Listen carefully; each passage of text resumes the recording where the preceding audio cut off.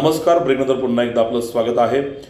निसर्गोपचार विज्ञानाचा प्रचार आणि प्रसार याकरता अनंत बिरादार यांनी आपल्या वाटचालीमध्ये मोलाचे काम केले असून भविष्यात योग व निसर्गोपचाराच्या सर्वांगीण विकासासाठी नॅचरोपॅथी परिषदेची स्थापना होण्याकरिता महाराष्ट्र सरकार सर्वतोपरीने सहकार्य करेल असे मत उच्च शिक्षण मंत्री चंद्रकांतदादा पाटील यांनी पुणे शहरात झालेल्या पुरस्कार सोहळ्यात बोलताना व्यक्त केले।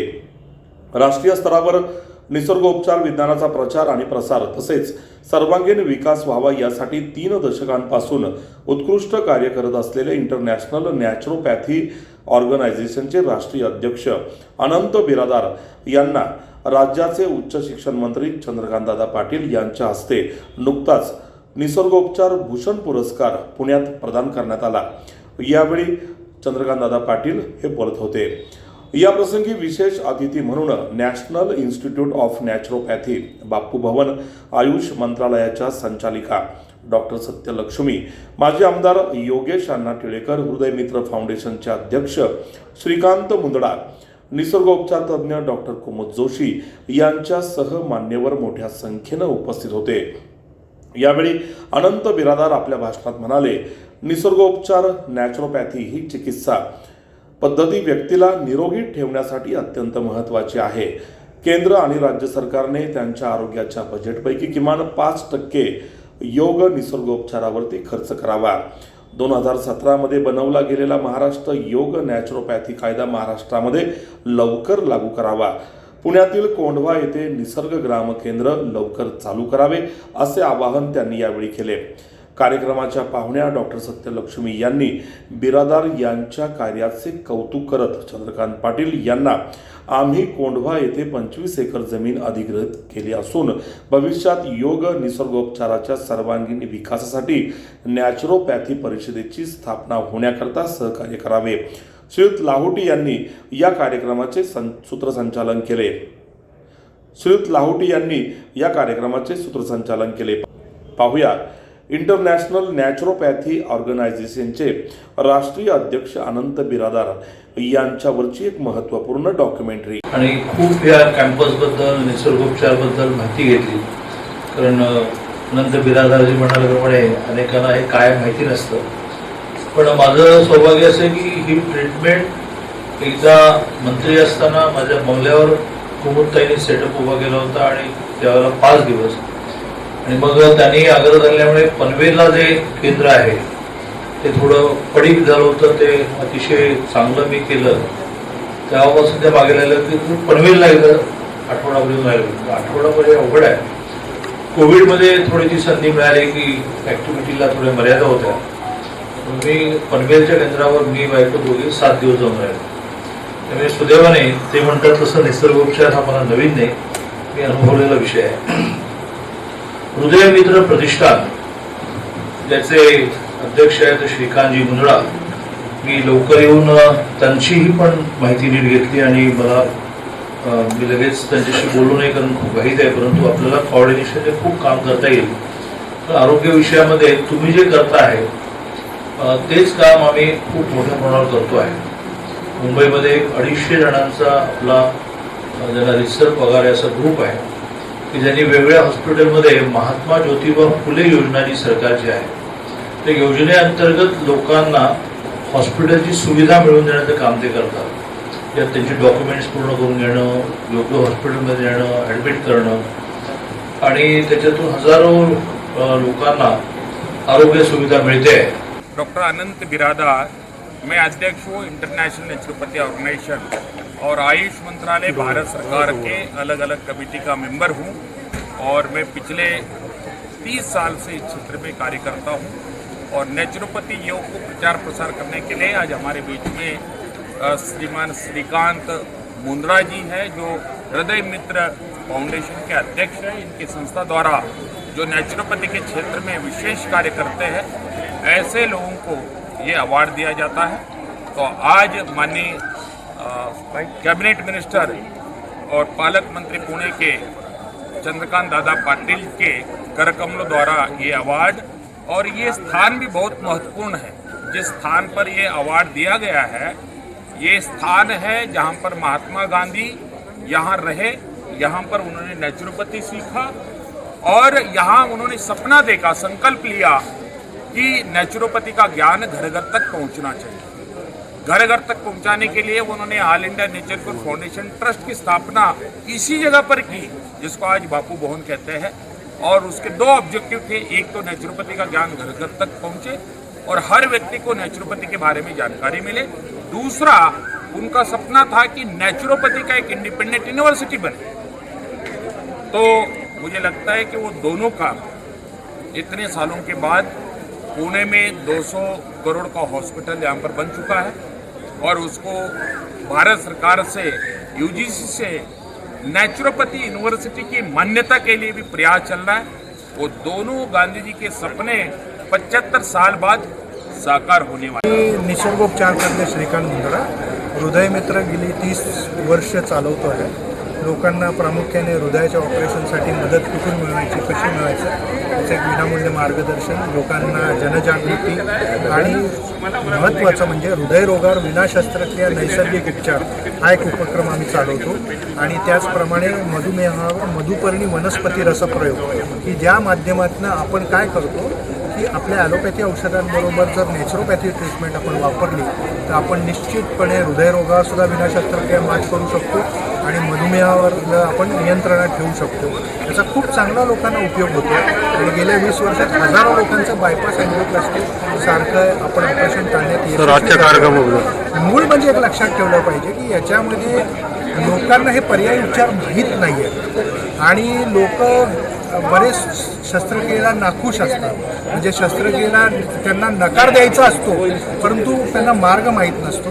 परंतु हा जो मार्ग आम्ही करतो आहोत तो ट्रस्टेड आहे, हजारो लोकांना फायदा आहे आणि अगदी 100% ब्लॉकवाले सुद्धा याला रिव्हर्स करू शकतात, हृदयविकाराला वरती मात करू शकतात।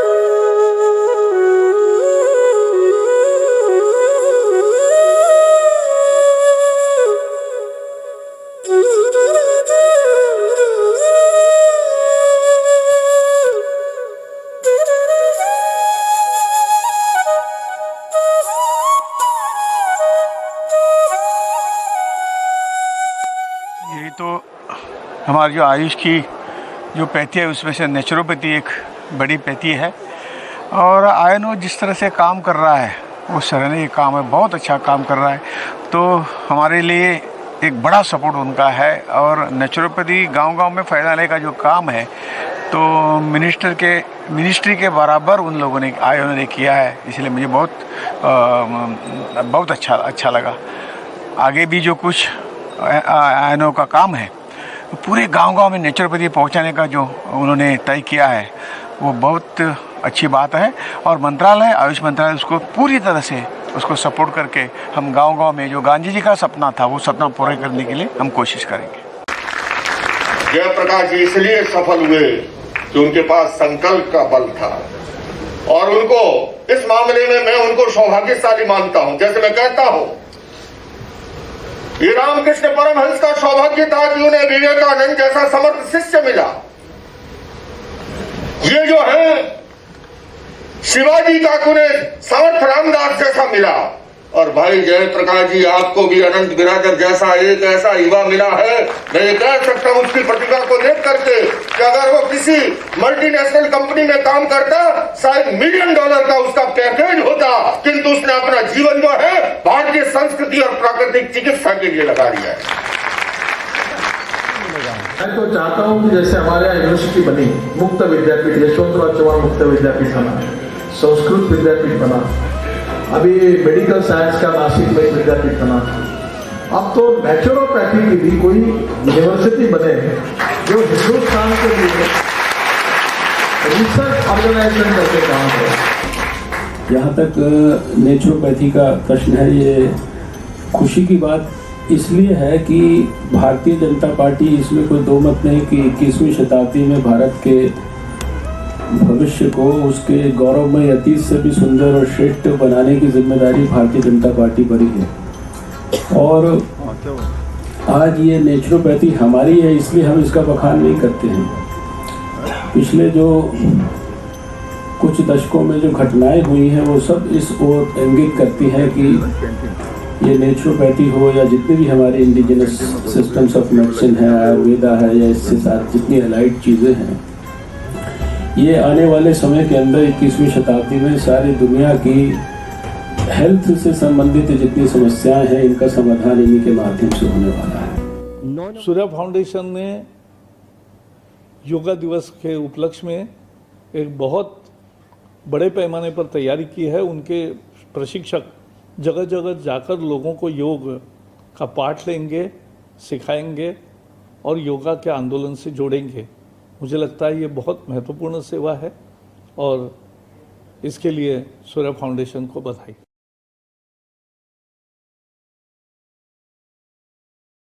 माननीय प्रधानमंत्री जी का भी संदेश आया सर इस हमारे कार्यक्रम के लिए, तो उसमें से एक बात मुझे बहुत अच्छी लगी। उन्होंने लिखा है अपना संदेश में, आजादी की शताब्दी तक का 25 वर्ष का ये अमृतकाल हम सब के लिए जी जान से कार्य करने का कर्तव्य काल है।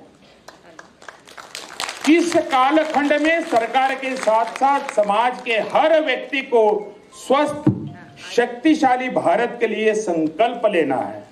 मैं माननीय आयुष मंत्री जी के सामने ये आश्वासन देता हूं, ये कहना चाहता हूं, Surya foundation international naturopathy organisation संकल्प लेता है कि नेचुरोपैथी को घर घर तक पहुंचाने के लिए 25 साल से तो काम कर ही रहे, आने वाले 25 साल ये अमृत काल तक हम इस नेचुरोपैथी को घर घर ले जाने का हम संकल्प लेते हैं। और लास्ट को हमारे निवेदन डिमांड इसी प्रकार का है जैसा ग्रांट इन एड था सर। ग्रांट इन एड अचानक पता नहीं कोई कहीं सिस्टम में गड़बड़ हो गई, करप्शन हो गया बोल के बंद किए, तो बहुत मुश्किल से स्टार्ट किया हुआ काम आज किसी प्रकार का अनुदान हॉस्पिटल्स के लिए नहीं मिलता।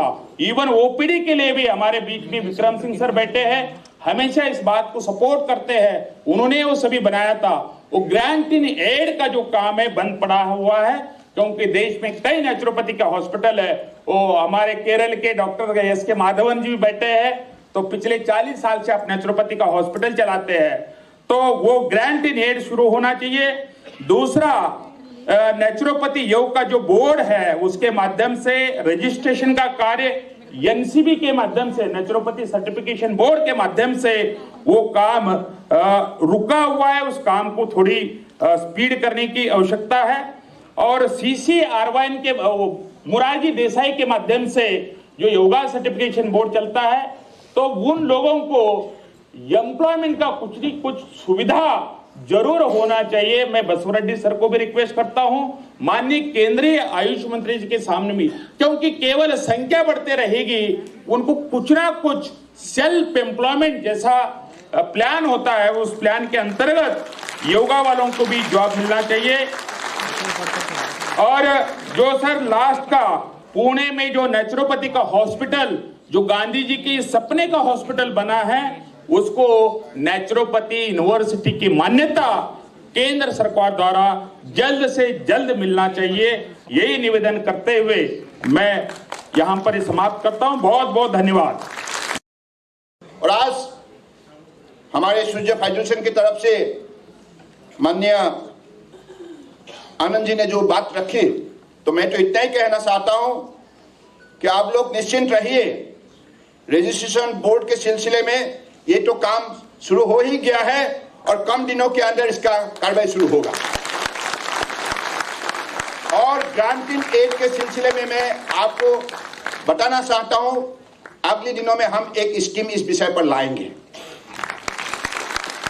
दोनों आप लोगों का विशेष अपेक्षा रहे, तो ये अपेक्षा का जवाब मैं इस हिसाब से देना चाहता हूं, विश्वास रखिएगा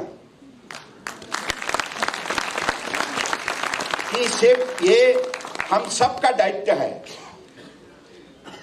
ये बात नहीं कि मैं मंत्री हूं इसके लिए नहीं, एक भारतीय होने के नाते।